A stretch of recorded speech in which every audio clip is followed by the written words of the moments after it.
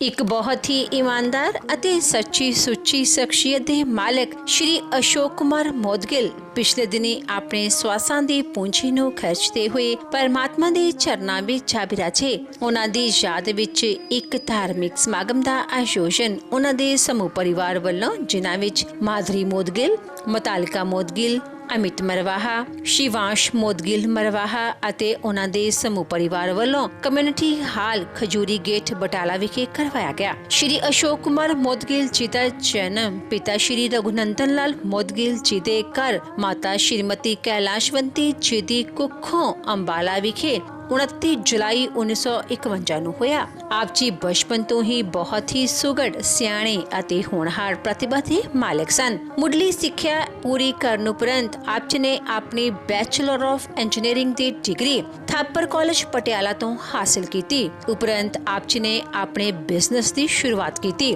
ਅਤੇ ਮੋਦਗਿਲ ਕੰਪਨੀ ਦੀ ਸਥਾਪਨਾ ਕੀਤੀ। ਆਪ ਜੀ ਆਪਣੇ ਹਰ ਕੰਮ ਨੂੰ ਬਹੁਤ ਹੀ ਮਿਹਨਤ, ਲਗਨ ਅਤੇ ਇਮਾਨਦਾਰੀ ਨਾਲ ਕਰਿਆ ਕਰਦੇ ਸਨ ਅਤੇ ਇਸ ਕੰਮ ਵਿੱਚ ਆਪ ਜੀ ਨੇ ਬਹੁਤ ਹੀ ਉੱਨਤੀ ਹਾਸਲ ਕੀਤੀ ਅਤੇ ਖੂਬ ਨਾਮਣਾ ਖਟਿਆ। ਆਪ ਜੀ ਦਾ ਵਿਆਹ 29 ਜੂਨ 1981 ਨੂੰ ਸ਼੍ਰੀਮਤੀ ਮਾਧੁਰੀ ਮੋਦਗਿਲ ਜੀ ਹੁਣਾਂ ਨਾਲ ਹੋਇਆ। ਵਿਆਹ ਉਪਰੰਤ ਆਪ ਜੀ ਨੇ ਆਪਣੀਆਂ ਪਰਿਵਾਰਕ ਜ਼ਿੰਮੇਵਾਰੀਆਂ ਨੂੰ ਬਖੂਬੀ ਨਿਭਾਇਆ। ਆਪ ਜੀ ਦੇ ਘਰ ਬੇਟੀ ਮਤਾਲਿਕਾ ਨੇ ਜਨਮ ਲਿਆ। ਆਪ ਜੀ ਨੇ ਆਪਣੀ ਬੇਟੀ ਨੂੰ ਖੂਬ ਚੰਗੇ ਸੰਸਕਾਰ ਦਿੱਤੇ, ਪੜਾਇਆ ਲਿਖਾਇਆ ਅਤੇ ਸਮਾਜ ਦੇ ਚੰਗੇ ਨਾਗਰਿਕ ਬਣਾਇਆ।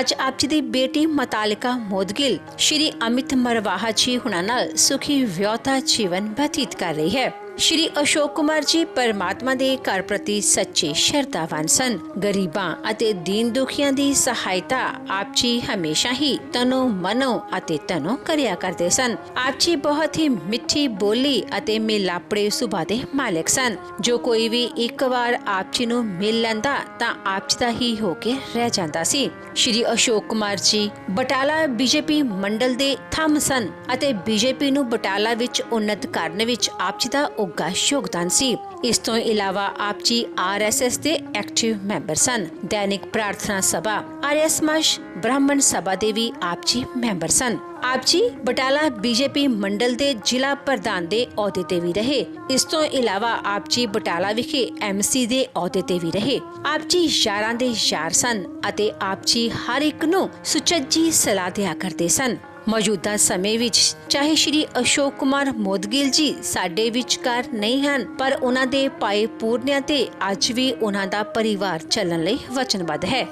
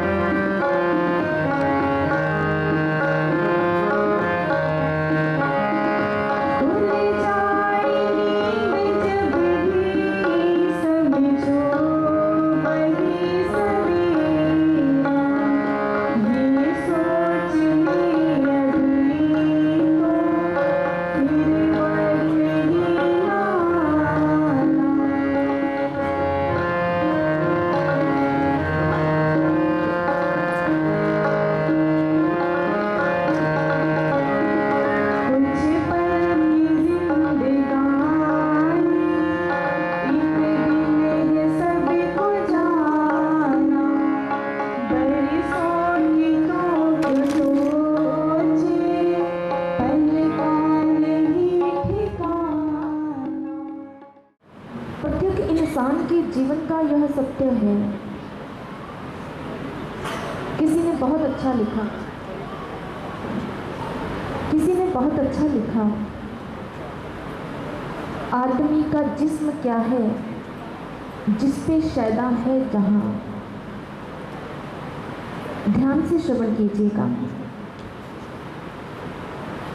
यह प्रेरणा सभा है। हम यहाँ से कुछ ऐसी प्रेरणा लेकर जाएं जिसे हम अपने जीवन में अपनाकर अपने जीवन को सार्थक कर पाए।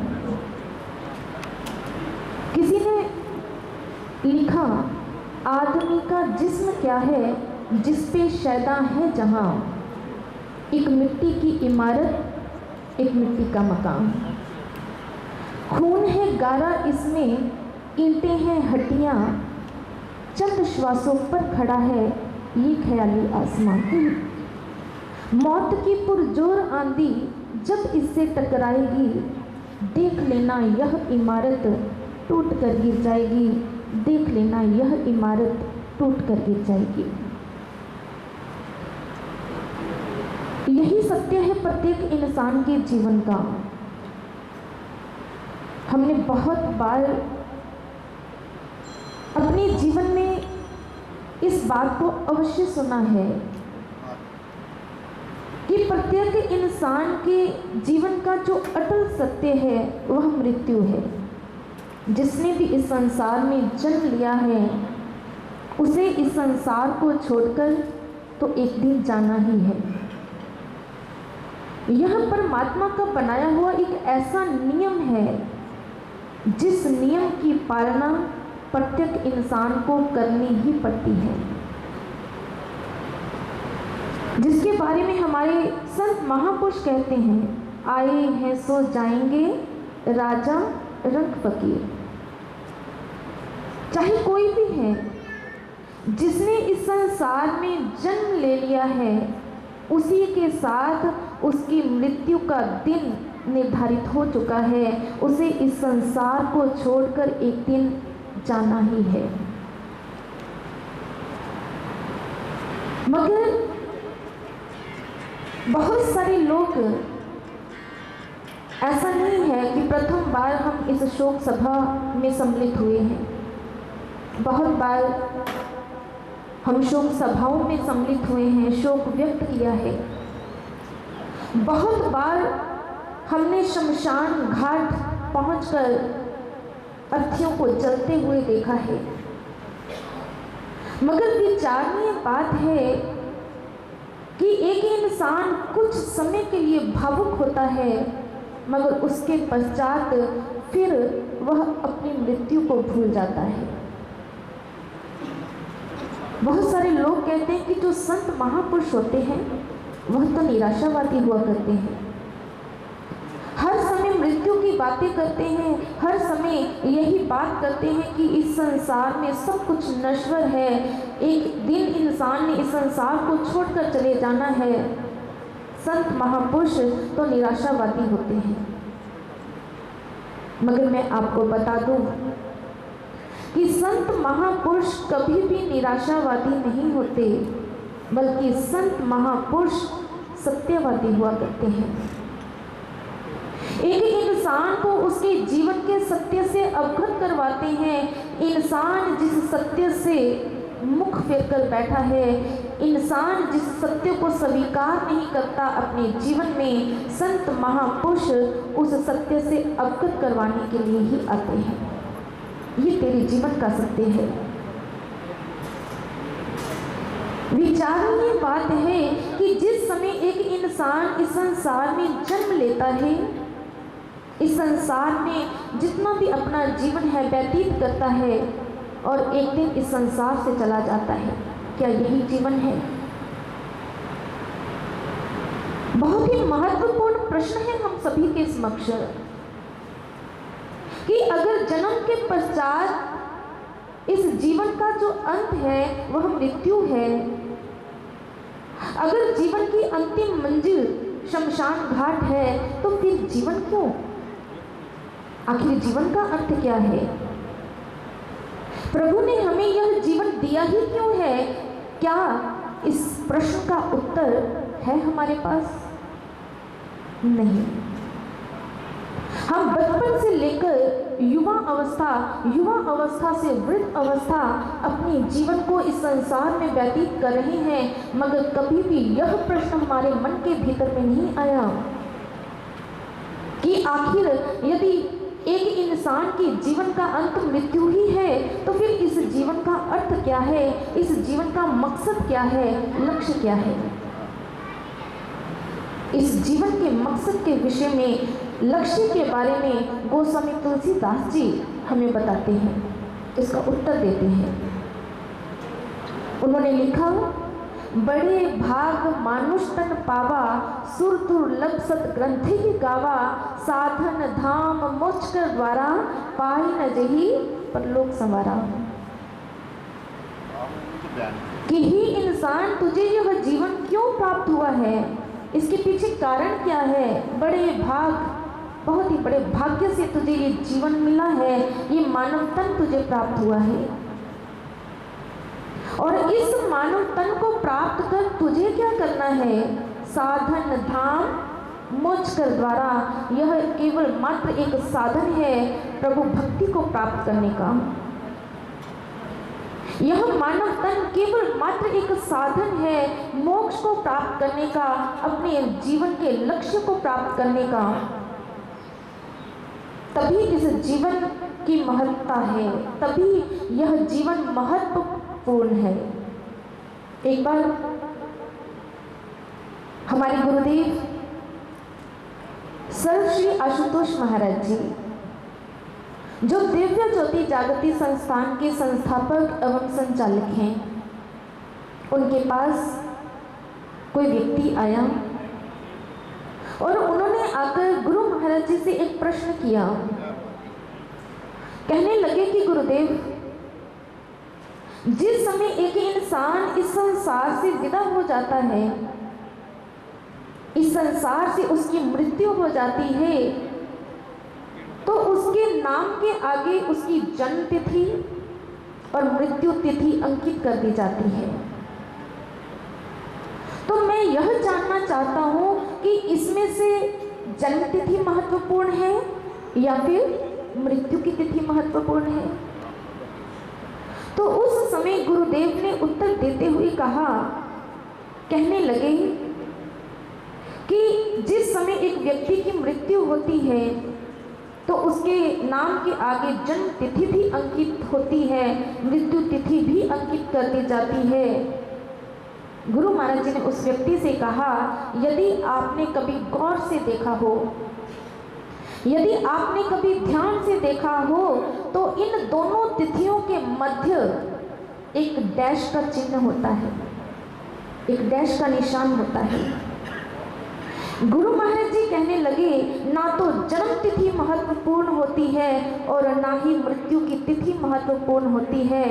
महत्वपूर्ण तो उस जो डैश का चिन्ह है, जो अंतराल है, महत्व तो उस चीज का है। अपने जीवन में जिस लक्ष्य को प्राप्त करने के लिए इस संसार में आए हैं, हम अपने जीवन में उस लक्ष्य को, भाव, उस प्रभु भक्ति को अपने जीवन में प्राप्त कर पाए, यही महत्वपूर्ण बात है। जाना तो सभी ने है इस संसार से, कल गुनाह से तौबा, आगे बस संभल जाए, दम का क्या भरोसा है, जाने कब निकल जाए।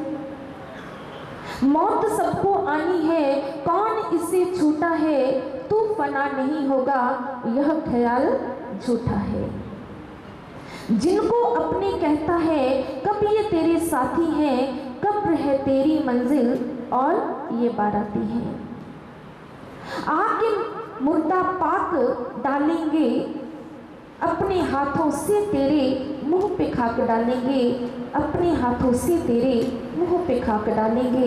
यही प्रत्येक इंसान के जीवन का सत्य है और इसी सत्य को बार बार हमारे संत महापुरुष उजागर करते हैं।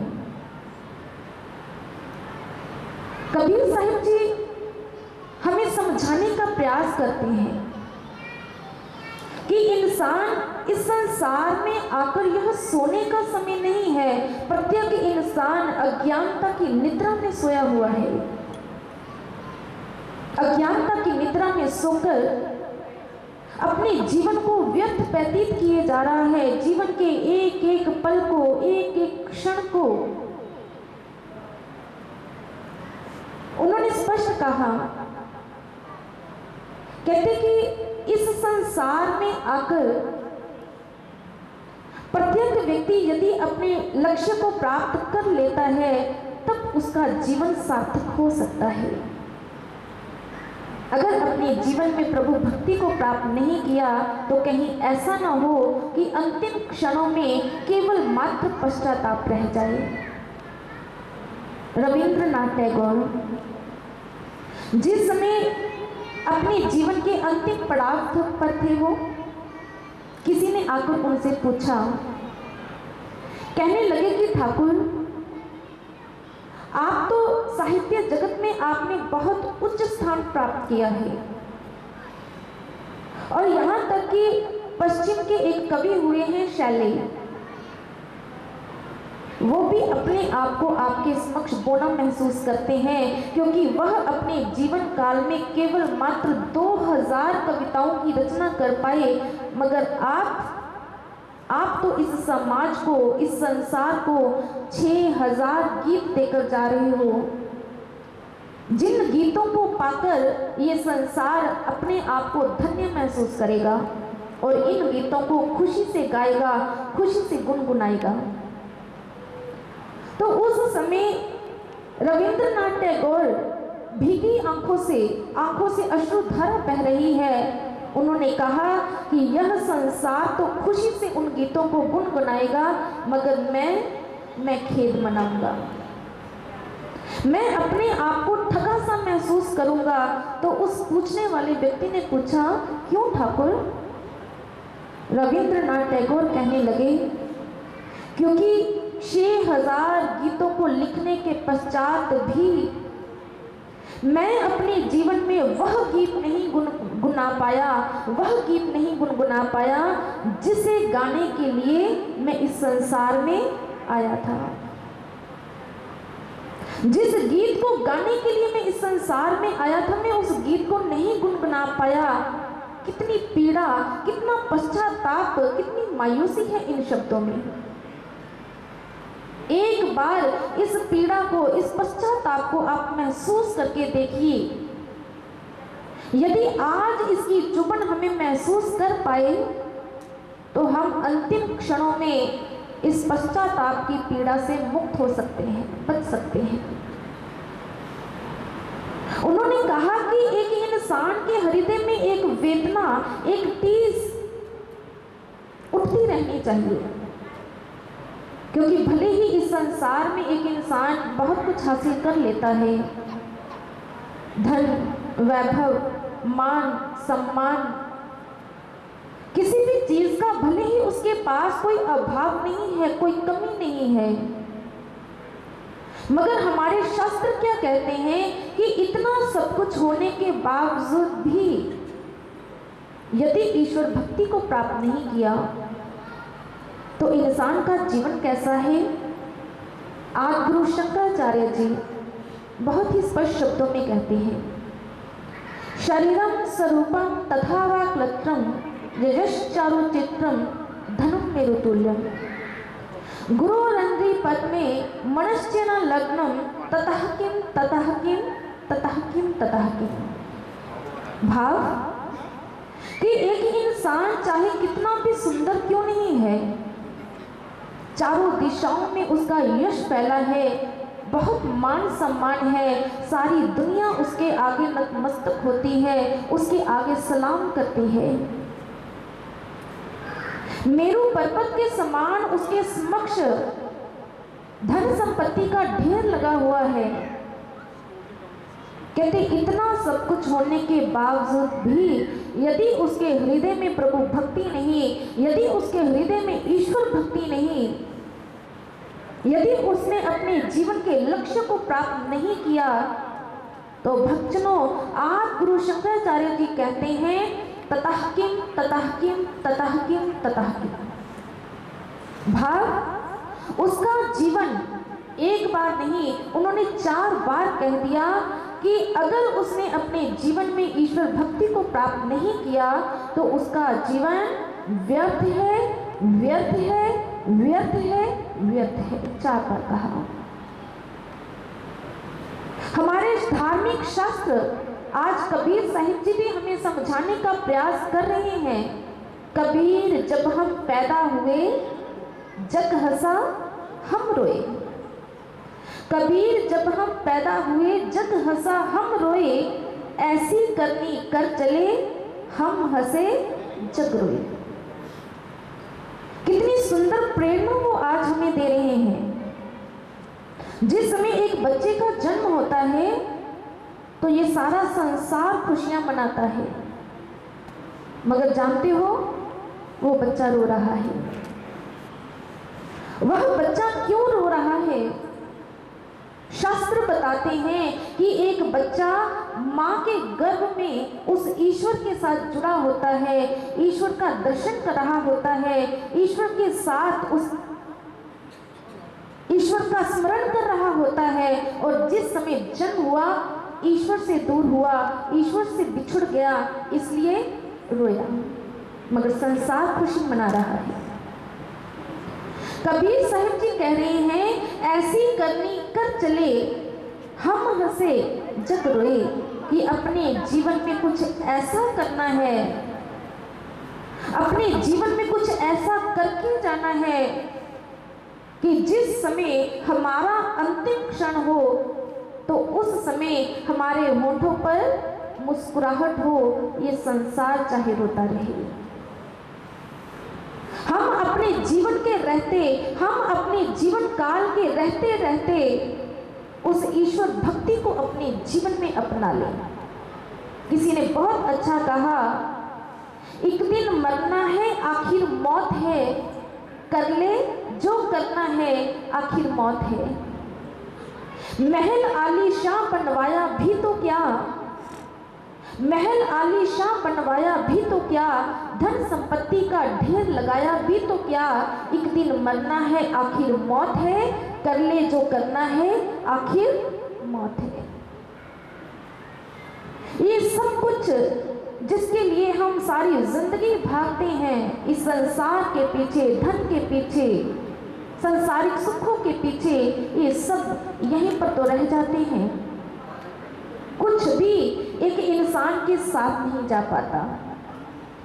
अगर एक इंसान का कोई साथ दे सकता है तो केवल मात्र ईश्वर भक्ति है जो हमारा यहाँ पर भी साथ देती है और आगे भी साथ निभाती है भक्तजनों। इसलिए हम अपने जीवन में ईश्वर को प्राप्त करने का प्रयास करें, क्योंकि यह जीवन तो एक यात्रा है। एक एक पल, एक एक क्षण जो हम व्यतीत कर रहे हैं वो मृत्यु की ओर हम बढ़ रहे हैं, मृत्यु के निकट पहुंच रहे हैं। जो पल आज व्यतीत हो गया वो पल दोबारा हमारे जीवन में आने वाला नहीं है। जो दिन व्यतीत हो गया वो दिन कभी हमारे जीवन में नहीं आने वाला। जो रात्रि व्यतीत होगी वो रात्रि दोबारा हमारे जीवन में व्यतीत आने वाली नहीं है। इसी प्रकार करते करते एक एक पल हम मृत्यु की ओर बढ़ रहे हैं भक्तजनों। और यदि हम चाहते हैं कि हमारा यह जीवन सार्थक हो तो हमें ईश्वर भक्ति की ओर बढ़ना होगा। स्वामी विवेकानंद जी के विषय में आप सभी जानते होंगे।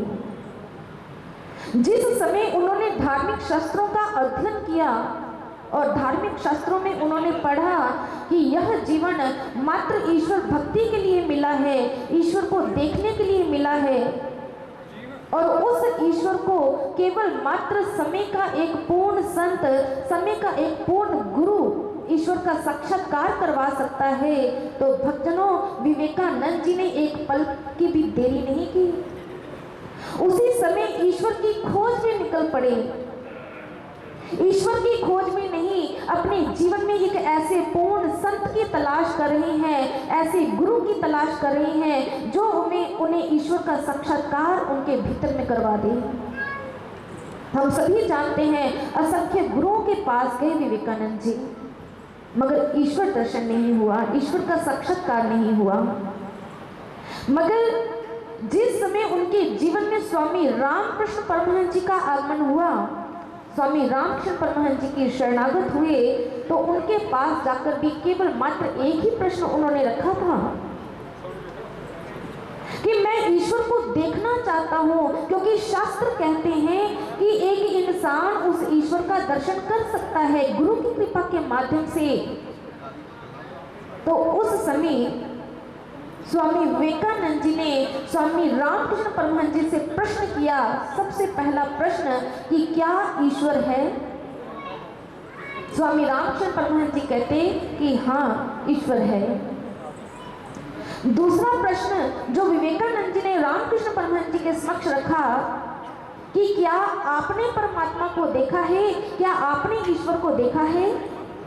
स्वामी रामकृष्ण परमहंस जी कहने लगे कि हाँ नरेंद्र, जितनी नजदीक तू मेरे खड़ा है, तुझसे भी नजदीक मैं अपने अंतरिम जगत में उस ईश्वर का साक्षात्कार कर रहा हूं। तीसरा प्रश्न जो नरेंद्र ने रामकृष्ण परमहंस जी के समक्ष रखा, कहने लगा कि इसका प्रमाण क्या है? आपने तो कह दिया कि आपने ईश्वर को देखा है, मगर इसका प्रमाण क्या है? मैं कैसे मान लूं कि आपने परमात्मा को देखा है? तो जानते हो उस समय स्वामी रामकृष्ण परमहंस जी ने क्या कहा? कहने लगे कि नरेंद्र, प्रत्यक्ष को प्रमाण की आवश्यकता नहीं है, तू बैठ, मैं तुझे भी परमात्मा का दर्शन करवा सकता हूँ, मैं तुझे तुम्हारे अंतरिम जगत में उस ईश्वर का साक्षात्कार करवा सकता हूँ। तो उसी समय नरेंद्र आज स्वामी रामकृष्ण परमहंस जी के चरणों में गिर गया, क्योंकि आज से पहले किसी भी संत ने उनको नहीं कहा कि मैं तुझे परमात्मा को मिला सकता हूँ, परमात्मा का साक्षात्कार करवा सकता हूँ। आज प्रथम बार किसी संत ने उनको ऐसा कहा, तो आज चरणों में गिर गए। और इतिहास साक्षी है, स्वामी रामकृष्ण परमहंस जी ने आज नरेंद्र के मस्तक पर हाथ रखा, उसके सिर के ऊपर हाथ रख दिया, उसकी दिव्य दृष्टि को खोल दिया। जहाँ पर बहनें बिंदी लगाती हैं, भाई लोग तिलक लगाते हैं, इस स्थान पर वह दिव्य नेत्र है।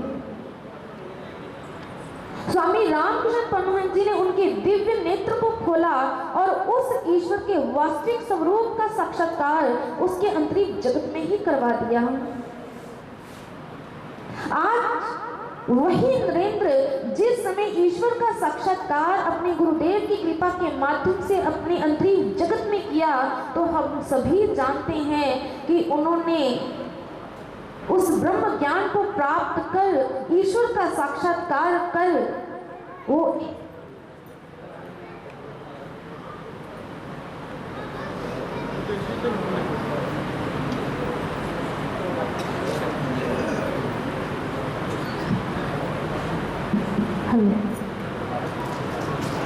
ईश्वर का साक्षात्कार कर विवेकानंद जी बैठ नहीं रहे थे, देशों विदेशों में जाकर प्रचार किया। जो दुनिया, जो लोग भटक रहे थे उस ईश्वर के बिना, जो ईश्वर का साक्षात्कार करना चाहते थे, स्वामी विवेकानंद जी ने उनको जाकर वही मार्ग प्रदान किया, ईश्वर का साक्षात्कार करवाया। जो लोग भटक रहे थे, समाज में दिशा भ्रमित हो चुके थे, उनका मार्गदर्शन किया। विचारणीय बात है कि सर्वप्रथम विवेकानंद जी ने अपने अंतरिम जगत में उस ईश्वर का साक्षात्कार किया, उसके पश्चात वह लोगों को बता पाए, उससे पहले नहीं। गुरु यही कार्य करता है। गुरु जिस समय एक इंसान के जीवन में आता है तो उसे ईश्वर के वास्तविक स्वरूप का साक्षात्कार उसके अंतरिम जगत में करवा देता है। गोस्वामी तुलसीदास जी कहते हैं, राम भक्ति चिंतामणि सुंदर, वसई गुरुड़ जाके उर अंतर, परम प्रकाश रूप दिन राति, नहीं कछु चाहिए दिया घृत बाती। प्रभु की वह भक्ति तो हमारे अंतरिम जगत में विद्यमान है, निरंतर हमारे हृदय में वह प्रकाशित हो रही है, जिस ज्योति को जलाने के लिए ना तो घी की आवश्यकता है, ना बाती की आवश्यकता है, न दिए की आवश्यकता है। अपने आप वह ज्योति हमारे अंतरिम जगत में जल रही है, आवश्यकता है उसे जानने की। भगवान श्री कृष्ण स्वयं अर्जुन से कहते हैं, ज्योति शमपि तज्ज्योति तमसा परमुच्यते ज्ञान ज्ञान गम्यम हृदय सर्वस्य विष्टम, कि मैं तो ज्योतियों की भी ज्योति हूँ और प्रत्येक इंसान के हृदय में विद्यमान हूँ, मुझे देखा जा सकता है। गुरु की कृपा के माध्यम से हम भी अपने अंतरिम जगत में उस ज्योति का साक्षात्कार कर सकते हैं। भक्तजनों, गुरु जिस समय हमारे मस्तक पर हाथ रखता है, दिव्य दृष्टि को खोलकर उस ईश्वर के वास्तविक स्वरूप का साक्षात्कार करवा देता है और उसके पश्चात ही हमारी भक्ति की शुरुआत होती है, उसके पश्चात ही ध्यान की अवस्था शुरू होती है। गुरु हमें उस ब्रह्मनाद को, जिस ब्रह्मनाद की बात हमारे शास्त्र कर रहे हैं, बिना बजाए निस्दिन बाजे घंटा शंख नगारी रे, बहरा सुन सुन मस्त होते हैं तन की खबर भी सारी रे। वो कौन सा संगीत है जिस संगीत को एक बहरा व्यक्ति भी सुन सकता है? वह संगीत हमारे अंतरिम जगत में निरंतर बज रहा है, उसे गुरु की कृपा के माध्यम से एक बहरा व्यक्ति भी उस आवाज को सुन सकता है। गुरु ऐसी टेक्निक, ऐसी युक्ति प्रदान करते हैं। गुरु उस परमात्मा के सच्चे नाम के साथ जोड़ देते हैं, जो नाम किसी भाषा में नहीं है, शब्दों में नहीं है, जिसे बोला नहीं जा सकता है, लिखा नहीं जा सकता है। वह नाम जो हमारे श्वासों में रमण कर रहा है, गुरु उस नाम को हमारे श्वासों के भीतर ही प्रकट कर देता है। यह पूर्ण गुरु की पहचान आपको बता रहे हैं, क्योंकि आज इस संसार में हमें बहुत से संत दिखाई देते हैं, भगवे लिबास को धारण किए हुए। विवेकानंद जी भी बहुत से संतों के पास गए जिन्होंने भगवा लिबास धारण तो किया था, मगर ईश्वर का साक्षात्कार नहीं करवा पाए थे। इसीलिए किसी ने बहुत अच्छा कहा, कहते आओ इस पतझड़ में बसंत की तलाश करें, आओ इस पतझड़ में बसंत की तलाश करें, अंधी सुरंग के अंत की तलाश करें, जिधर भी देखो दिखते हैं बाणे ही बाणे, आओ इन बाणों में सच्चे संत की तलाश करें, आओ इन बाणों में सच्चे संत की तलाश करें।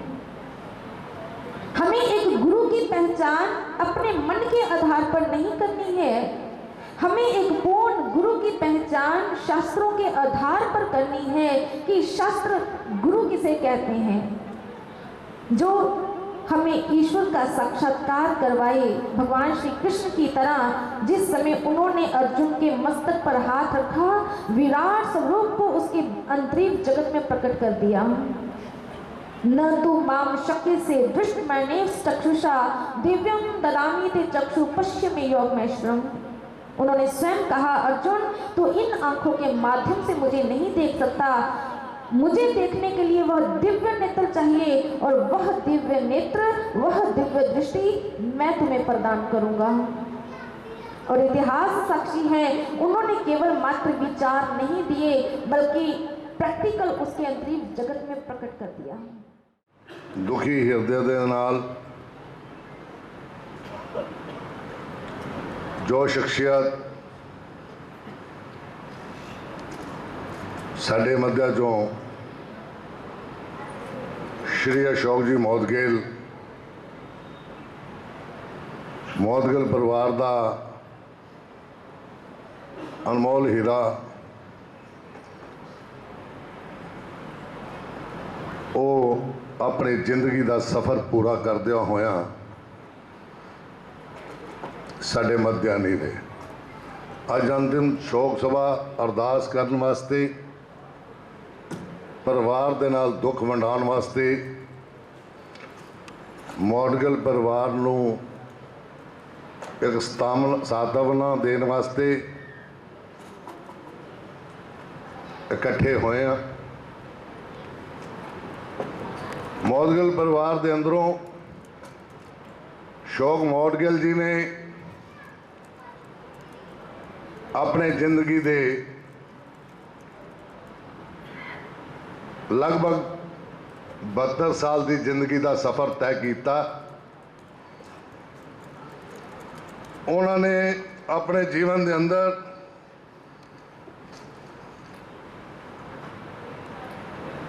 ਅਸ਼ੋਕ ਮੌਦਗਿਲ ਜੀ, स्वर्गीय रघुनंदन लाल जी पिता जी उन्होंने स्वर्गीय रघुनंदन लाल जी बटाला के अंदर 51 सन के अंदर उन्होंने जन्म होया और सिविल इंजीनियरिंग की थापर यूनिवर्सिटी चों उन्होंने अपनी सिविल इंजीनियरिंग पूरी की। पढ़ाई के अंदर ये नहीं कि थापर यूनिवर्सिटी चों पढ़े, पहला गवर्नमेंट स्कूल के अंदर भी किला मंडी के अंदर भी पढ़े, गवर्नमेंट स्कूल भी शिक्षा की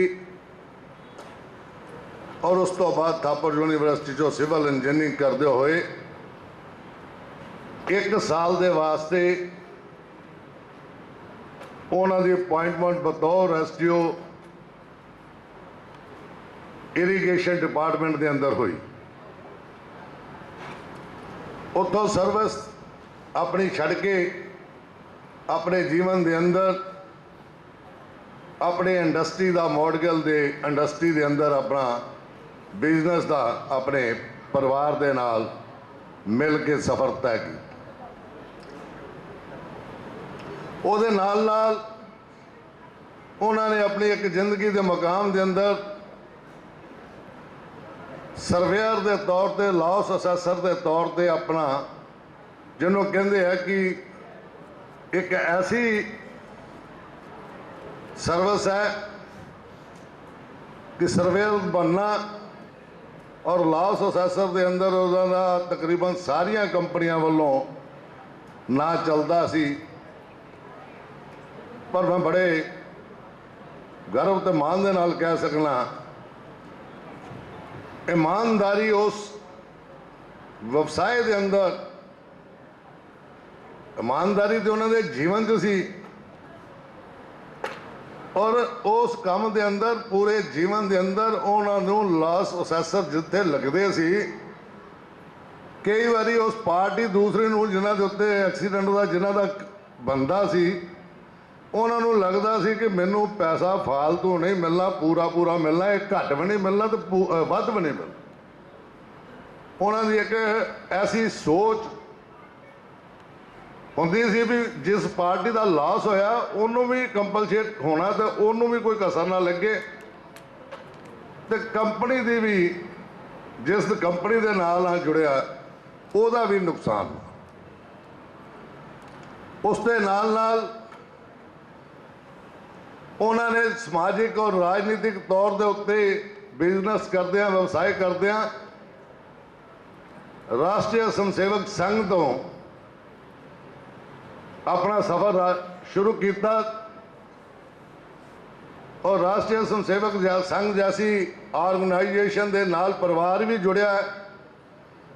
सारा परिवार ही समर्पित है। अशोक जी देव भूषण स्मारक समिति के भी मैंबर रहे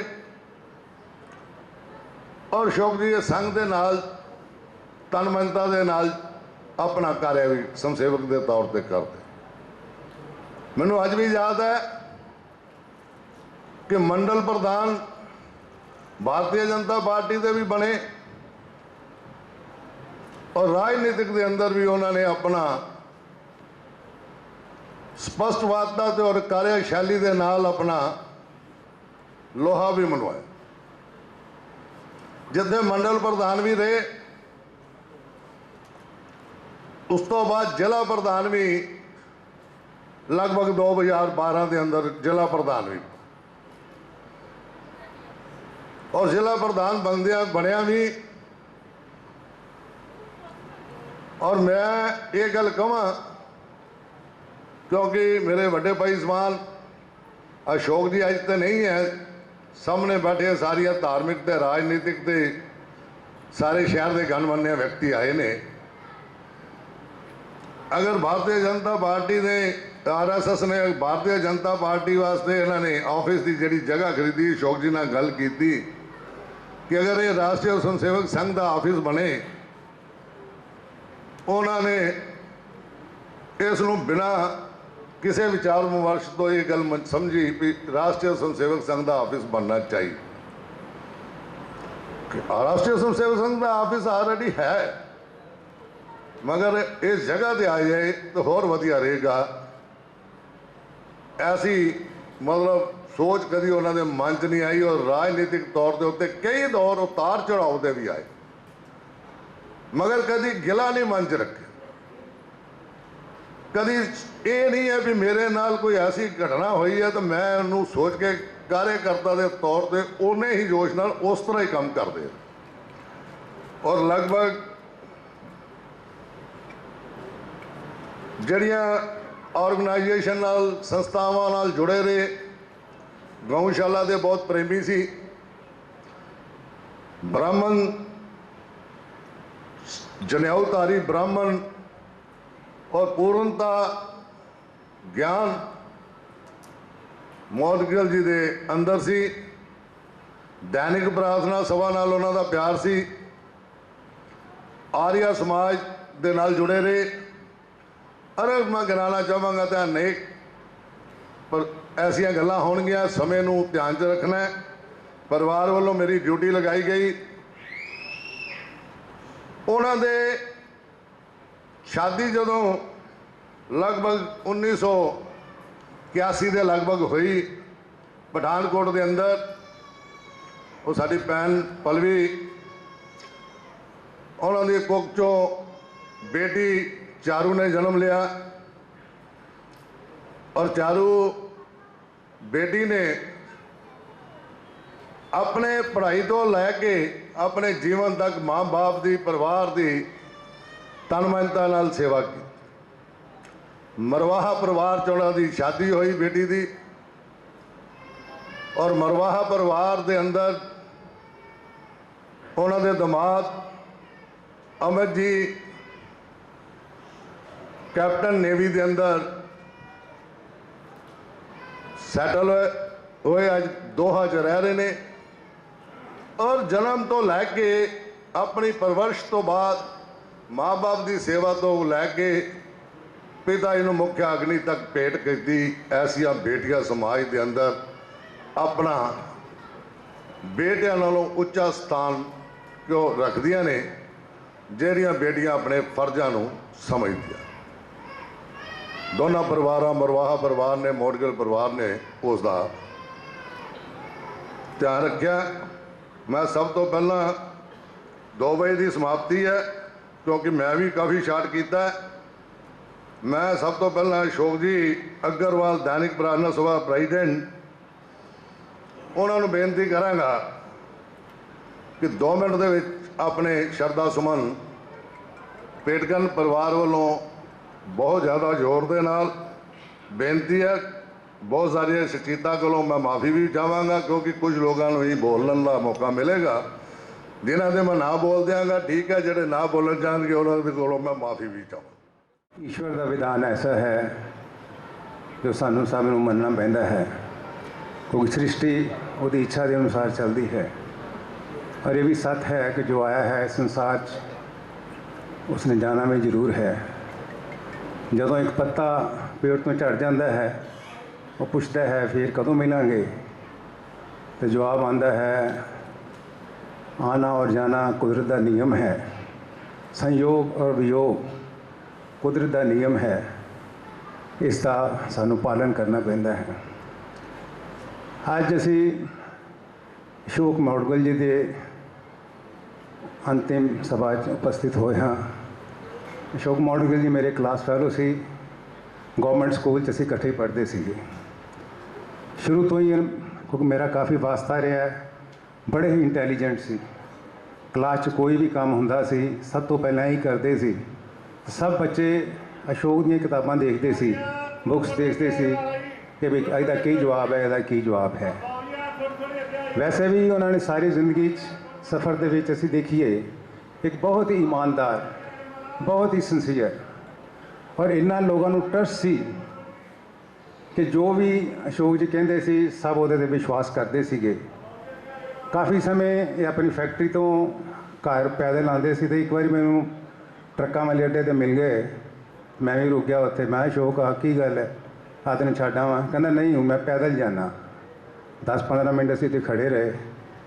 ਕਹਿੰਦਾ ਯਾਰ ਕਦੀ ਕਦੀ ਮਿਲਿਆ ਕਰੋ। ਮੈਂ ਕਿਹਾ ਤੈਨੂੰ ਤਾਂ ਕਿਹਾ ਵੀ ਜਦੋਂ ਮਰਜ਼ੀ ਫੈਕਟਰੀ ਆ ਆਲਵੇਜ਼ ਵੈਲਕਮ। ਤੂੰ ਰਾਤੀ 2 ਵਜੇ ਕਹੇਂਗਾ ਤਾਂ ਮੈਂ ਆ ਰਿਹਾ, ਤੁਸੀਂ 2 ਵਜੇ ਰਾਤੀ ਆ ਜਾਵਾਂਗੇ। ਕਹਿੰਦਾ ਨਹੀਂ ਤੂੰ ਉਦੋਂ ਆਉਣਾ ਹੈ ਜਦੋਂ ਆਏਗਾ ਮੇਰੀ ਵਾਈਫ ਨੂੰ ਵੀ ਮਿਲੇਗਾ, ਮੇਰੇ ਬੱਚੇ ਨੂੰ ਵੀ ਮਿਲੇਗਾ, ਮੇਰੇ ਰਿਸ਼ਤੇਦਾਰਾਂ ਨੂੰ ਮਿਲੇਗਾ, ਮੇਰੇ ਜੋ ਵੀ ਮਾੜੀਆਂ ਚੰਗੀਆਂ ਗੱਲਾਂ ਨੇ ਉਹਨਾਂ ਦੀ ਕੁਝ ਤਾਰੀਫ ਕਰੇਗਾ, ਕੁਝ ਭੁੱਲ ਵੀ ਜਾਏਗਾ, ਪਰ ਮੈਂ ਨਹੀਂ ਵੇਖਾਂਗਾ। ਮੈਂ ਕਿਹਾ ਤੂੰ ਤਾਂ ਬੜਾ ਗਿਆਨੀ ਹੈ ਤੇ ਸਾਨੂੰ ਇੱਦਾਂ ਦੀਆਂ ਗਿਆਨ ਦੀਆਂ ਗੱਲਾਂ ਨਾ ਦੱਸ। ਇਹ ਰੱਬ ਦੇ ਘਰ ਦਾ ਪਤਾ ਬੁਲਾਵਾ ਕਿਹਨੂੰ ਆਉਣਾ? ਦੋਵਾਂ ਦਾ ਨਾਂ ਅਸ਼ੋਕ ਹੈ। ਬੁਲਾਵਾ ਤੈਨੂੰ ਪਹਿਲਾਂ ਆਉਣਾ ਕਿ ਮੈਨੂੰ ਪਹਿਲਾਂ ਆਉਣਾ? ਤੂੰ ਕਿਉਂ ਇੱਦਾਂ ਦੀਆਂ ਨੈਗੇਟਿਵ ਗੱਲਾਂ ਕਰਨਾ? ਕਹਿੰਦਾ ਨਹੀਂ ਯਾਰ ਮੇਰਾ ਸਰੀਰ ਕਈ ਵਾਰੀ ਸਾਥ ਨਹੀਂ ਦਿੰਦਾ। ਮੈਂ ਕਿਹਾ ਐਸੀ ਕੋਈ ਗੱਲ ਨਹੀਂ ਹੈ, ਪ੍ਰਭੂ ਦੀ ਰਚਨਾ ਐਸੀ ਹੈ, ਸਰੀਰ ਕਿਸੇ ਦਾ ਵੀ ਨਹੀਂ ਸਾਥ ਦਿੱਤਾ। ਚਾਹੇ ਕੋਈ ਪਹਿਲਵਾਨ ਹੈ ਤੇ ਚਾਹੇ ਕੋਈ ਬਿਮਾਰ ਹੈ, ਉਹਦਾ ਕਦੋਂ ਬੁਲਾਵਾ ਆਉਣਾ ਹੈ ਕਦੋਂ ਨਹੀਂ ਆਉਣਾ ਕੋਈ ਪਤਾ ਨਹੀਂ। ਗਊਸ਼ਾਲਾ ਨਾਲ ਵੀ ਇਹਨਾਂ ਨੂੰ ਬੜਾ ਪਿਆਰ ਸੀ। ਗਊਸ਼ਾਲਾ ਤੋਂ ਅਕਸਰ ਇਹਨਾਂ ਦਾ ਫੋਨ ਆਉਂਦਾ ਰਹਿੰਦਾ ਸੀ, ਇਹ ਕਰਨਾ ਹੈ ਕਰਨਾ ਹੈ। ਮੈਂ ਕਹਿੰਦਾ ਅਸ਼ੋਕ ਤੂੰ ਜੋ ਕਰਨਾ ਯਾਰ ਕਰਕੇ ਮੈਨੂੰ ਦੱਸ ਦੇ, ਆ ਕਰ ਲਿਆ। ਨਹੀਂ ਨਹੀਂ ਇੱਕ ਵਾਰੀ ਤੁਹਾਡੇ ਨੌਲੇਜ 'ਚ ਗੱਲ ਜ਼ਰੂਰ ਲਿਆਉਣੀ ਹੈ। ਮੈਂ ਕਿਹਾ ਨਹੀਂ ਯਾਰ ਐਸੀ ਕੋਈ ਗੱਲ ਨਹੀਂ ਹੈ। ਮੇਰੇ ਉਹ ਤੇਰੇ 'ਚ ਫਰਕ ਜਦ ਨਾਂ ਵੀ ਸਾਡਾ ਬਰਾਬਰ ਹੈ, ਸਾਡੀ ਯਾਰੀ ਵੀ ਹੈ, ਟਰਸਟ ਵੀ ਹੈ ਇੱਕ ਦੂਜੇ 'ਤੇ, ਸਿੰਸੀਅਰ ਵੀ ਹਾਂ ਦੋਨੋਂ, ਤੇ ਫਿਰ ਮੈਨੂੰ ਦੱਸਣ ਦੀ ਕੀ ਲੋੜ ਹੈ? ਉਹਨੇ ਹੱਸ ਕੇ ਗੱਲ ਟਾਲ ਦੇਣੀ। ਸੋ ਅੱਜ ਇਸ ਅੰਤਿਮ ਸਭਾ ਦੇ ਵਿੱਚ ਅਸੀਂ ਈਸ਼ਵਰ ਅੱਗੇ ਪ੍ਰਾਰਥਨਾ ਕਰ ਰਹੇ ਹਾਂ ਕਿ ਉਹਨਾਂ ਨੂੰ ਆਪਣਾ ਚਰਨਾਂ 'ਚ ਸਥਾਨ ਦੇਣ ਤੇ ਪ੍ਰਾਰਥਨਾ ਕਰਨੀ ਹੈ ਕਿ ਪਰਿਵਾਰ ਨੂੰ ਵੀ ਸ਼ਕਤੀ ਦੇਣ। ਦੁੱਖ ਤੇ ਬੜਾ ਵੱਡਾ ਹੈ, ਲੇਕਿਨ ਈਸ਼ਵਰ ਦੀ ਇੱਛਾ ਦੇ ਕੇ ਸਾਨੂੰ ਸਭ ਨੂੰ ਨਤਮਸਤਕ ਹੋਣਾ ਪੈਂਦਾ ਹੈ। ਤਾਂ ਮੈਂ ਅੱਜ ਦੀ ਸਭਾ ਦੇ ਵਿੱਚ ਸ਼ਰਧਾ ਸੁਮਨ ਭੇਟ ਕਰਦਾ ਹਾਂ। ਧੰਨਵਾਦ। ਸ਼ੋਕ ਸੰਦੇਸ਼ ਆਏ ਹੈ। सेवा भारती पंजाब संगठन मंत्री अमृत सागर जी, डॉक्टर ऋषि अरोड़ा जी, शह प्रांत संचालक विभाग प्रचारक अक्षय जी, राष्ट्रीय स्वयंसेवक संघ रामतलाई ट्रस्ट प्रधान अरुण अग्रवाल जी, देवभूषण स्मारक समिति, स्वदेशी जागरण मंच सह संगठन मंत्री सतीश जी, ब्राह्मण सभा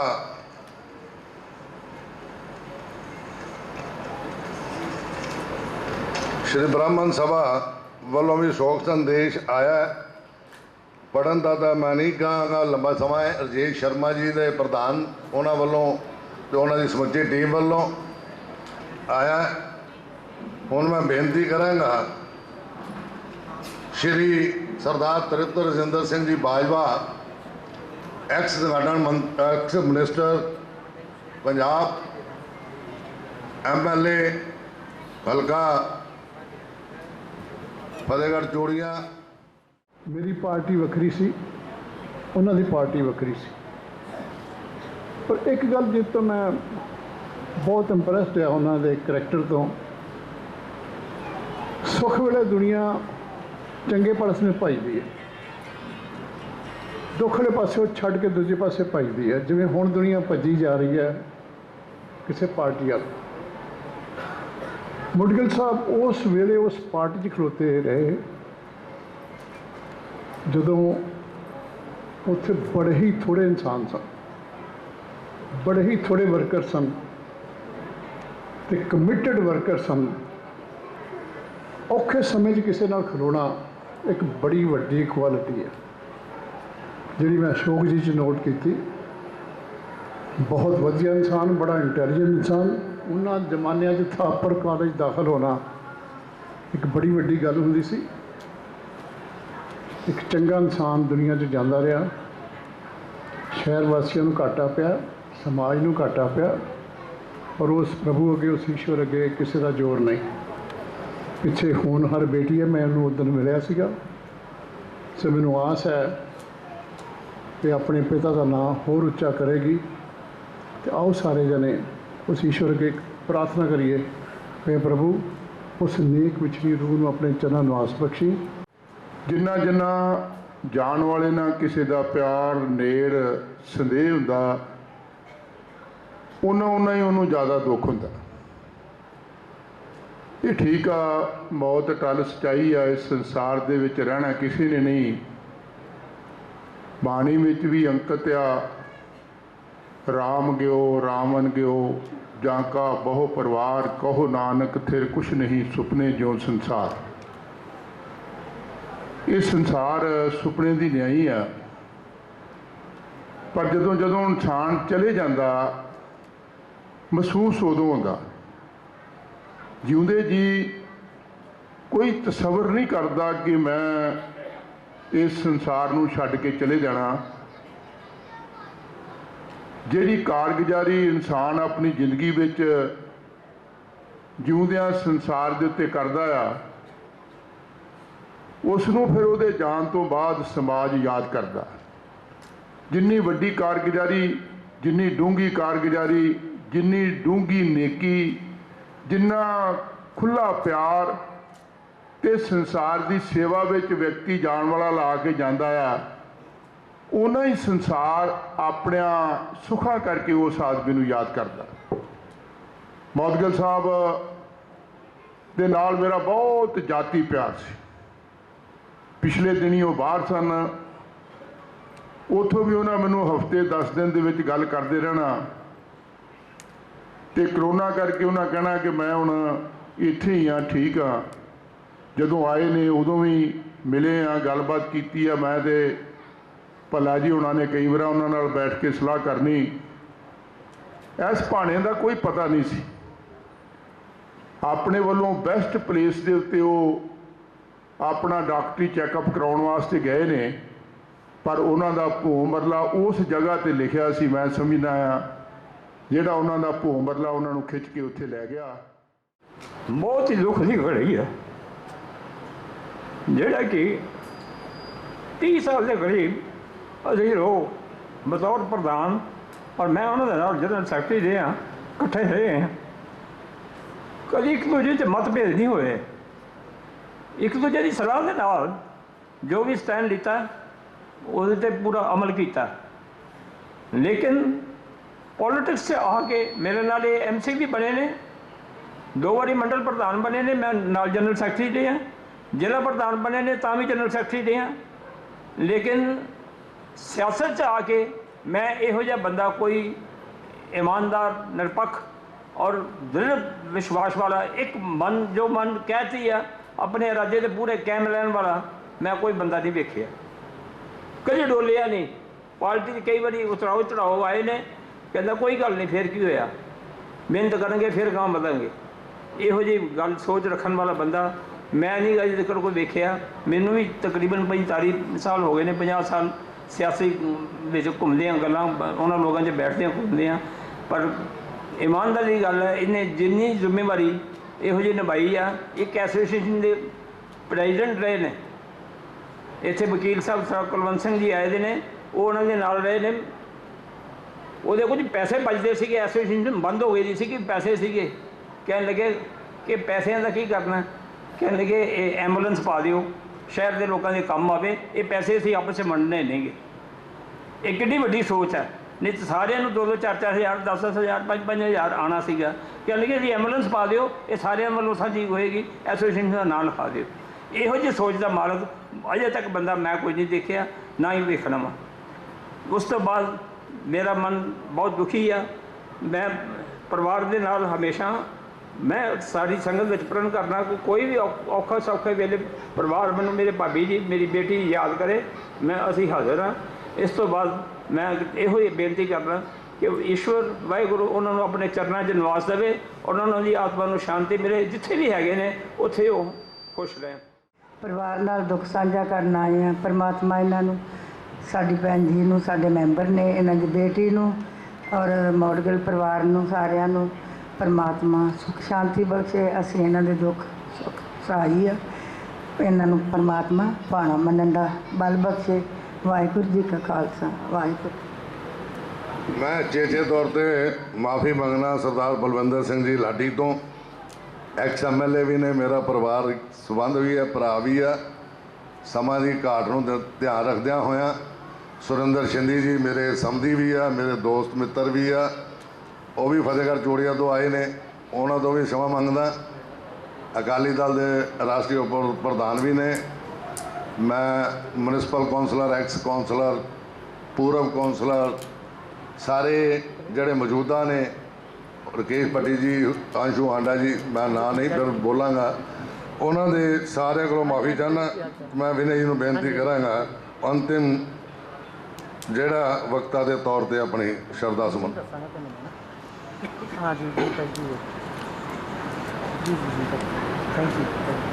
स्वर्गीय श्रीमान अशोक मॉडगिल जी की अंतिम श्रद्धांजलि सभा च उपस्थित मेरे भरावो भैनों, श्री अशोक मॉडगिल जी ਜਿਹੜੇ कि राष्ट्रीय स्वयंसेवक संघ के स्वयं सेवक होने के नाते मेरे नाल उन्हां दा एक विशेष संबंध, लेकिन सब तो वड्डी गल यह है कि बटाले दे या पंजाब के अनेक स्वयंसेवकों नाल संबंध आता है दायित्व के कारण, लेकिन कुछ स्वयंसेवक जोड़े है वो मित्रवत हो जाते हैं।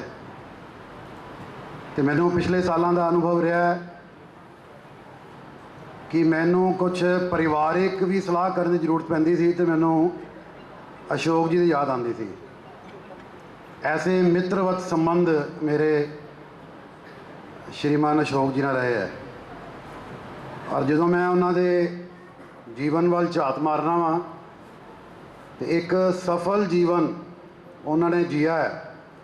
और वो नाल जिहड़ी बड़ी इंपॉर्टेंट गल है, जो असी कहने कि इस धरती ते मनुख रूप च असी पैदा होए हाँ, तो मनुखी जीवन के की काम होंदे ने, जे असी वो समझ के जीवन जीने हाँ तो असी कहने जी साडा जीवन भी सार्थक जीवन होया है।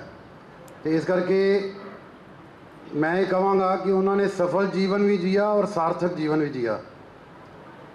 निजी तौर पर मैं जो उन्होंने देखता सी तो हर काम बड़े सलीके दे नाल करन दी उन्हां दी एक आदत सी, मतलब सिस्टमैटिक काम करना और वधिया काम करना। पहला उहदी जिन्हों कहते सर्वे करना हर काम का। मैनूं याद है कि उन्होंने जो अपनी कोठी बनानी सी उदों भी एक एक चीज़ जिहड़ी है वो अशोक जी और उन्हां दी बेटी जिहड़ी है उन्होंने बड़े शौक नाल, मतलब इंटरनेट ते भी सर्च करना, फिर लोगों को मिलना पूछना, मतलब बड़े जिन्हों कहते हैं शौक के नाल हर काम करते सी। ईवन की गड्डी लैनी होंदी सी वो भी काली नहीं करते, बड़ा सोच विचार करके किहड़ी गड्डी लैनी चाहिए है, किहदी माइलेज अच्छी है, कोई भी चीज़ खरीदनी है। मतलब ईवन की मैं समझना कि परिवार के अंदर जो मैं जाता सी तो चाह दे नाल की सर्व होना चाहिए। ये भी भाभी जी और अशोक जी बड़ा शौक सीगा कि विनय जी आए है तो इन्ने दिनों बाद आए किहड़ी चीज़ खवानी है, मतलब एक एक चीज़ बड़ी माइन्यूटली सोचते सी। और मैं देखना कि उन्होंने जीवन च मतलब जिदा उन्होंने बड़ी अच्छी एक बिटिया चारू मिली, उस तरह का एक बड़ा प्यारा उन्होंने पुत्रवत ही दमाद मिलया। क्योंकि जो एक कतर चले गए विच कोविड टाइम के अंदर, बेटी उत्थे लै गई कि तुसीं दोनों इत्थे कल्ले रहिंदे हो, उत्थे लै गए। तो उदों जिदा लोधी नंगल साहब ने दसिया हर हफ्ते 10 दिन बाद उन्होंने फोन आता सी, और अमित जी के फोन तो फोन करते सी। तो मैनू तो पहला बेटे का नाम नहीं पता, उन्होंने दिनों ही मैनू नाम याद होया कि दमाद का नाम अमित है। तो मैं फिर उन्होंने नाम सेव कर लिया अपने मोबाइल च अमित जी करके। तो इस प्रकार का मतलब जिन्हों कहते हैं कि पिछों भी जो वापस आए कतर तो कहते जी मेरा उत्थे मन नहीं लगता। तो जो बेटिया ना गल हुई, बेटी कहती हम इनको रोकते थे कि आपने पापा यहीं रहना है, तो ये कहते थे नहीं मेरा मन नहीं लगता, मैं बटाला जाना है। मतलब अपनी धरती नाल जिहड़ा है वो इन्ना खिंचाव इन्ना लगाव सीगा कि बटाले भावें असीं दोनों कल्ले रहने हैं, लेकिन कि जाना मैं बटाले ही है, उत्थे नहीं मन लगता। लेकिन फिर भी 2 बारी आए फिर गए फिर आ जाते सी। फिर मैनू कतर तो एक बार फोन आया कि विनय जी मैंने थोड़ी तकलीफ होने लग पई है, ਤੇ ਕੁਝ ਵਾਲਵ ਦੀ ਪ੍ਰੋਬਲਮ ਦੱਸੀ ਗਈ ਹੈ, ਹਾਰਟ ਦਾ ਵਾਲਵ ਕਿ ਸ਼ਾਇਦ ਚੇਂਜ ਕਰਾਉਣਾ ਪਏਗਾ। ਤੇ ਮੇਰੇ ਮਿੱਤਰ ਸੀ ਆਪਣੇ ਡੀਐਮਸੀ ਡਾਕਟਰ ਰਾਜੀਵ ਜੀ, ਉਹਨਾਂ ਨਾਲ ਮੈਂ ਕਾਨਫਰੰਸ ਕਾਲ ਕਰਾਈ ਇਹਨਾਂ ਦੀ, ਇੱਥੇ ਵਾਪਸ 'ਚ ਆ ਕੇ ਵੀ ਉਹਨਾਂ ਨਾਲ ਗੱਲ ਕੀਤੀ। ਲੇਕਿਨ ਜਿੱਦਾਂ ਮੈਂ ਦੱਸਿਆ ਕਿ he was used to do accurate things, ਉਹਨਾਂ ਨੇ ਸਾਰਾ ਸਟੱਡੀ ਕੀਤਾ ਕਿ ਨਹੀਂ ਡੀਐਮਸੀ ਜਿਹੜਾ ਨਾ ਇਹਦਾ ਕੋਈ ਐਡਾ ਵਧੀਆ ਇਤਿਹਾਸ ਨਹੀਂ ਹੈਗਾ ਵਾਲ ਚੇਂਜ ਕਰਨ 'ਚ, ਤੇ ਕਿੱਥੋਂ ਕਰਾਉਣਾ ਚਾਹੀਦਾ ਹੈ। ਉਸ ਮਾਮਲੇ 'ਚ ਵੀ ਬੜੇ ਚੂਜ਼ੀ ਨਿਕਲੇ ਤੇ ਕਿੱਥੋਂ ਕਰਾਇਆ, ਜਾ ਕੇ ਸਾਰੇ ਪੰਜਾਬ ਛੱਡ ਕੇ, ਦਿੱਲੀ ਛੱਡ ਕੇ, ਕਿਤੇ ਬੰਗਲੌਰ ਜਾ ਕੇ ਆਪਰੇਸ਼ਨ ਕਰਾਉਣ ਗਏ। ਮੈਂ ਮਤਲਬ ਉਹਨਾਂ ਦੀ ਇੱਕ ਹੈਬਿਟ ਦੀ ਗੱਲ ਦੱਸਣ ਡਿਆ ਹਾਂ ਕਿ ਬੰਗਲੌਰ 'ਚ ਕਰਾਇਆ ਜੀ, ਦੀ ਬੈਸਟ ਡਾਕਟਰ ਨੇ ਪੂਰੇ ਇੰਡੀਆ 'ਚ ਕੀ ਪੂਰੇ ਏਸ਼ੀਆ ਦੇ ਬੈਸਟ ਡਾਕਟਰ ਨੇ। ਬੜੀ ਮੁਸ਼ਕਿਲ ਉਹਨਾਂ ਦੀ ਅਪਾਇੰਟਮੈਂਟ ਮਿਲੀ ਹੈ, ਉੱਥੇ ਜਾ ਕੇ ਉਹਨਾਂ ਨੇ ਆਪਣਾ ਆਪਰੇਸ਼ਨ ਕਰਾਇਆ। ਲੇਕਿਨ ਜਿੱਦਾਂ ਰਾਮਚਰਿਤ ਮਾਨਸ 'ਚ ਕਿਹਾ ਹੈ, ਹੋਏ ਵਹੀ ਜੋ ਰਾਮ ਰਚੀ ਰਾਖਾ, ਜੋ ਰਾਮ ਨੇ ਰਚਨਾ ਬਣਾਈ ਦੀ ਹੈ ਉਹਦੇ ਹਿਸਾਬ ਸਿਰ ਹੀ ਸਭ ਕੁਝ ਹੋਣਾ ਹੈ। ਅਸੀਂ ਡੈਸਟੀਨੀ ਨੂੰ ਵਿਨ ਨਹੀਂ ਕਰ ਸਕਦੇ, ਹੋਣੀ ਦੇ ਉੱਪਰ ਵਿਜੇ ਪ੍ਰਾਪਤ ਕਰਨਾ ਇਹ ਤੇ ਸ਼ਾਇਦ ਮੈਨੂੰ ਲੱਗਦਾ ਬਹੁਤ ਅਧਿਕ ਤਪੱਸਿਆ ਉਹਦੇ ਵਾਸਤੇ ਕਰਨੀ ਪੈਂਦੀ ਹੈ।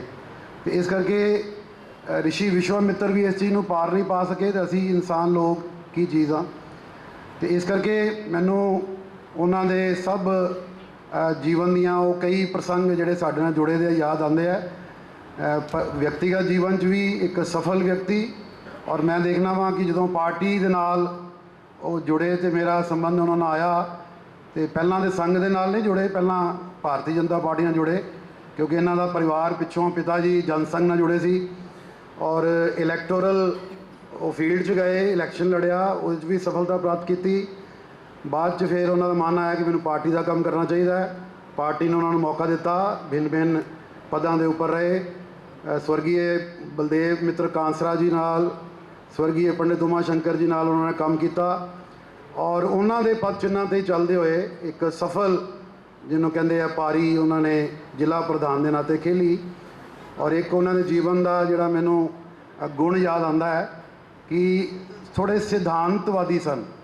ਮਤਲਬ ਜਿਹੜੀ ਗੱਲ ਮੰਨ ਲਓ ਕੋਈ ਨਹੀਂ ਪਸੰਦ ਆਉਂਦੀ ਸੀ ਤੇ ਉਹ ਸਮਝੌਤਾਵਸ਼ ਵੀ ਮੌਕੇ 'ਤੇ ਉਸ ਵੇਲੇ ਮੌਕਾ ਸੰਭਾਲ ਲੈਂਦੇ ਸੀ, ਲੇਕਿਨ ਜਿਹੜੀ ਗੱਲ ਸਿਧਾਂਤਾਂ ਨਾਲ ਵੱਜੀ ਆ ਉਹਦੇ 'ਤੇ ਸਮਝੌਤਾ ਨਹੀਂ ਸੀ ਕਰਦੇ।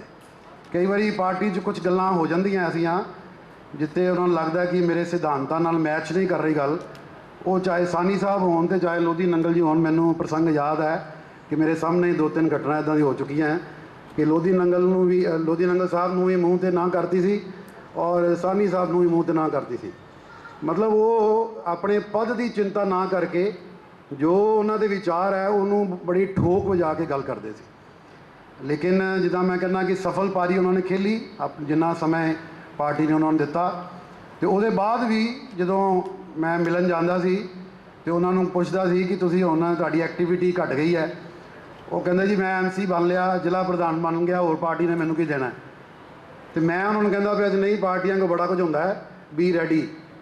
ਤੇ ਇੱਕ ਸਮੇਂ ਆਇਆ ਸੀ ਜਦੋਂ ਉਹਨਾਂ ਦੇ ਬਾਰੇ ਕੁਝ ਪਾਰਟੀ ਨੇ ਵਿਚਾਰ ਕੀਤਾ ਸੀਗਾ ਔਰ ਉਹਨਾਂ ਨੂੰ ਇਨਫੋਰਮ ਕਰਨ ਵਾਸਤੇ ਵੀ ਕਿਹਾ ਗਿਆ ਸੀ, ਲੇਕਿਨ ਬਿਫੋਰ ਇਨਫੋਰਮਿੰਗ ਹਿਮ ਉਹ ਉੱਪਰ ਕੋਈ ਫੈਸਲਾ ਹੀ ਕੋਈ ਹੋਰ ਹੋ ਗਿਆ। ਚਲੋ ਇਹ ਚੀਜ਼ਾਂ ਤੇ ਜਿਹੜੀ ਹੈ ਉਹ ਭਾਗਯ 'ਚ ਜੋ ਮਿਲਣਾ ਹੈ, ਜੋ ਸਮੇਂ 'ਤੇ ਮਿਲਣਾ ਉਦੋਂ ਹੀ ਮਿਲਣਾ ਹੈ, ਔਰ ਜੋ ਮਿਲਣਾ ਉਹ ਹੀ ਮਿਲਣਾ ਹੈ, ਉਸ ਤੋਂ ਬਾਅਦ ਨਹੀਂ ਮਿਲਣਾ। ਇਸ ਕਰਕੇ ਇਹ ਚੀਜ਼ਾਂ ਤੇ ਸਾਡੇ ਜੀਵਨ 'ਚ ਚੱਲਦੀਆਂ ਰਹਿਣੀਆਂ ਨੇ। ਲੇਕਿਨ ਮੈਂ ਸਮਝਦਾ ਵਾਂ ਕਿ ਇੰਨਾ ਅੱਛਾ, ਸੱਚਾ, ਸੁੱਚਾ, ਇਮਾਨਦਾਰ, ਧਰਮ ਪਰਾਇਣ ਔਰ ਦੁੱਖ ਸੁੱਖ 'ਚ ਭਾਈਵਾਲ ਰਹਿਣ ਵਾਲਾ, ਸਾਥੀਆਂ ਦਾ ਮੌਕੇ 'ਤੇ ਸਾਥ ਦੇਣ ਵਾਲਾ ਐਸਾ ਇੱਕ ਅੱਛਾ ਮਿੱਤਰ, ਇੱਕ ਅੱਛਾ ਕਾਰਜਕਰਤਾ, ਅੱਛਾ ਸਵੈਮ ਸੇਵਕ ਇਸ ਦੁਨੀਆ ਨੂੰ ਚਲਾ ਗਿਆ। ਇਹਦਾ ਬਹੁਤ ਅਫਸੋਸ ਹੈ। ਮੈਂ ਰਾਸ਼ਟਰੀ ਸਵੈਮ ਸੇਵਕ ਸੰਘ ਪੰਜਾਬ ਵੱਲੋਂ ਸ਼੍ਰੀਮਾਨ ਅਸ਼ੋਕ ਜੀ ਦੇ ਚਰਨਾਂ 'ਚ ਸ਼ਰਧਾ ਸੁਮਨ ਅਰਪਿਤ ਕਰਦਾ ਵਾਂ ਔਰ ਪਰਮ ਪਿਤਾ ਪਰਮੇਸ਼ਵਰ ਦੇ ਅੱਗੇ ਪ੍ਰਾਰਥਨਾ ਕਰਦਾ ਵਾਂ ਕਿ ਉਹਨਾਂ ਨੂੰ ਹਮੇਸ਼ਾ ਵਾਸਤੇ ਆਪਣੇ ਚਰਨਾਂ 'ਚ ਸਥਾਨ ਦੇਣ, ਸਦਗਤੀ ਪ੍ਰਦਾਨ ਕਰਨ ਔਰ ਪਰਿਵਾਰ ਨੂੰ ਇਹ ਜਿਹੜਾ ਭਾਣਾ ਹੈ ਇਹ ਮੰਨਣ ਦਾ ਬਲ ਬਖਸ਼ਣ। ਬ੍ਰਾਹਮਣ ਸਭਾ ਅਜੀਤ ਜੀ, ਅਮਿਤ ਜੀ ਵੀ ਪਹੁੰਚੇ ਨੇ, ਸ਼ਾਹ ਜੀ ਉਹਨਾਂ ਦਾ ਵੀ ਦਿਲ ਦੀਆਂ ਗਹਿਰਾਈਆਂ ਤੋਂ ਇੱਥੇ ਪਹੁੰਚਣ ਤੇ ਸ਼ਰਧਾ ਸੁਮਨ ਦੇਣ ਆਏ ਨੇ। ਗਊਸ਼ਾਲਾ ਨੂੰ ਕੱਢੀ ਹੈ ਰਾਸ਼ੀ। ਕਿਲਾ ਮੰਡੀ ਦੈਨਿਕ ਪ੍ਰਾਰਥਨਾ ਸਭਾ, ਕੁਸ਼ਟ ਆਸ਼ਰਮ ਬਟਾਲਾ, ਸੀਤਲਾ ਮੰਦਰ समाध रोड वृद्ध आश्रम ਦੇ ਸ਼੍ਰੀ ਦੇਵ ਭੂਸ਼ਣ ਸਮਾਰਕ ਸਮਿਤੀ, ਇਹ ਕੁਝ ਰਾਸ਼ੀ ਪਰਿਵਾਰ ਵੱਲੋਂ ਉਹਨਾਂ ਸੰਸਥਾਵਾਂ ਨੂੰ ਦਿੱਤੀ ਹੈ। ਉਹ ਜਿਹੜੇ ਵੀ ਸੰਸਥਾ ਦੇ ਕੋਈ ਮੁਖੀ ਆਏ ਨੇ ਉਹ ਮੇਰੇ ਕੋਲੋਂ ਇੱਥੇ ਰਾਸ਼ੀ ਲੈ ਸਕਦੇ ਆ।